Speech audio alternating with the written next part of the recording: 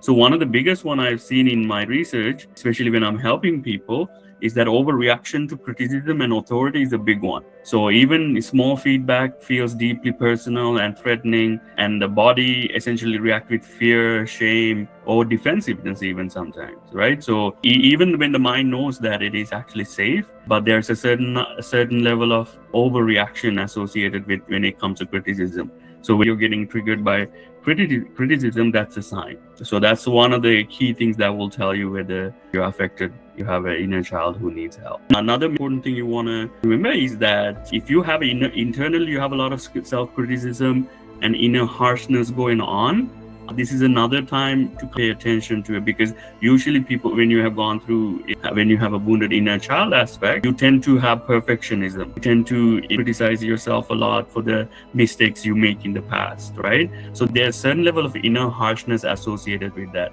And this inner heart tends to be demanding and then shaming and then tend to be unforgiving, right? So this is often mirrors usually how love or approval was conditioned in the childhood. So usually this voice is a representation of one of the voices that you probably heard when you were a child. Also, the another aspect of it that is important to understand, that when you have a wounded child aspect of you, you also tend to be people pleasing, and fears disappointing others. And also it feels like when you're saying no to others feels unsafe, right?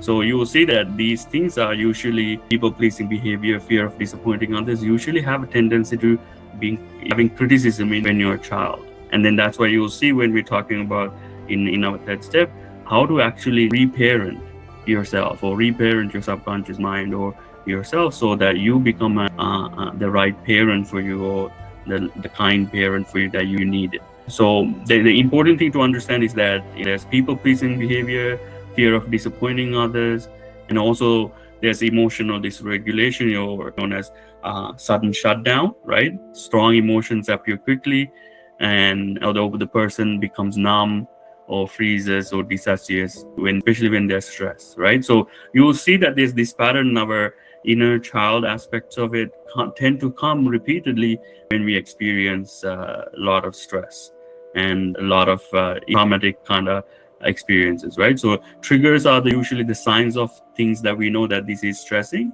And then once you started to see them, you would see these are some of this, the way you respond to these issues is essentially how you learn to respond in the past when you're younger, right? So it's just now coming up. What we need to do in terms of learning how to deal with them is essentially retrain our nervous system and our ability to think, to make better decisions and more useful decisions over time as we're going through these sessions. And also you'll see that especially when you have inner child issues, you have a tendency to, difficulty actually trusting others, trusting even being successful, or even being peace. You feel like it will be taken away from you. So there's this aspect of even when things are calm or going well, the nervous system stays on alert. You have this anxiety usually become a predominant thing later in life if a wounded child aspect is experienced.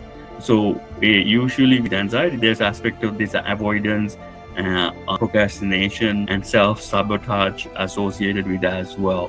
So that's something to pay attention to, if you recognize these patterns now within yourself. And again, these are fixable issues, is that sometimes they get built up into our subconscious mind from our past when we were children.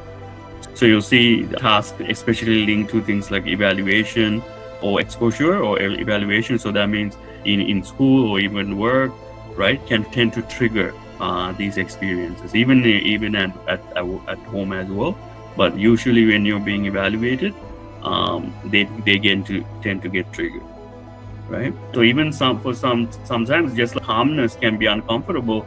Even support and love and compassion can be uncomfortable for people who have had the wounded inner child, right? So that's something to keep an eye on. If you feel like, because I used to, when I was younger, when I was growing up, I didn't feel comfortable even like getting hugs or anything like that.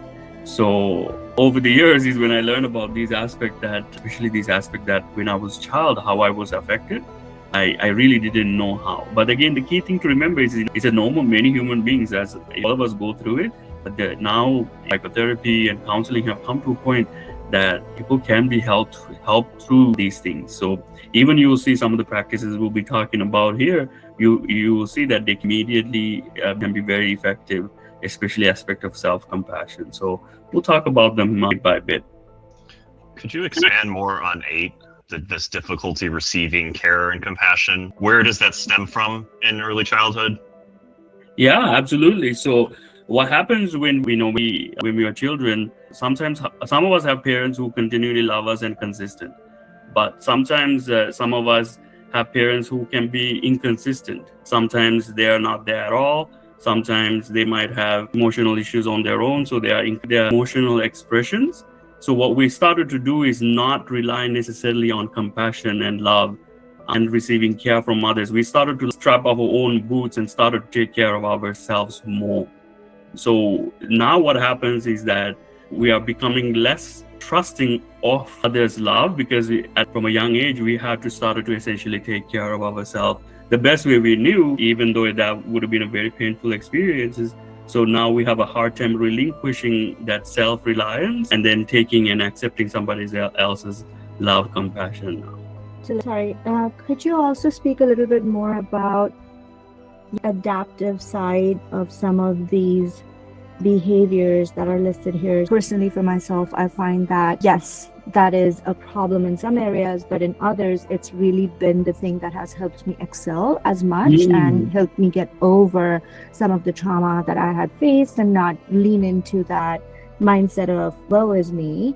So how would you advise us on finding that balance of the adaptation versus the maladaptation side of these things? Absolutely. So I think this is something I actually questioned even when I was actually beginning my own journey, is that you see that there's these maladaptation aspects was initially adaptive aspects. You see that sometimes as we grow through our ages, right, as we're becoming adults and then increase in our age, you see that some of these aspects are no longer useful.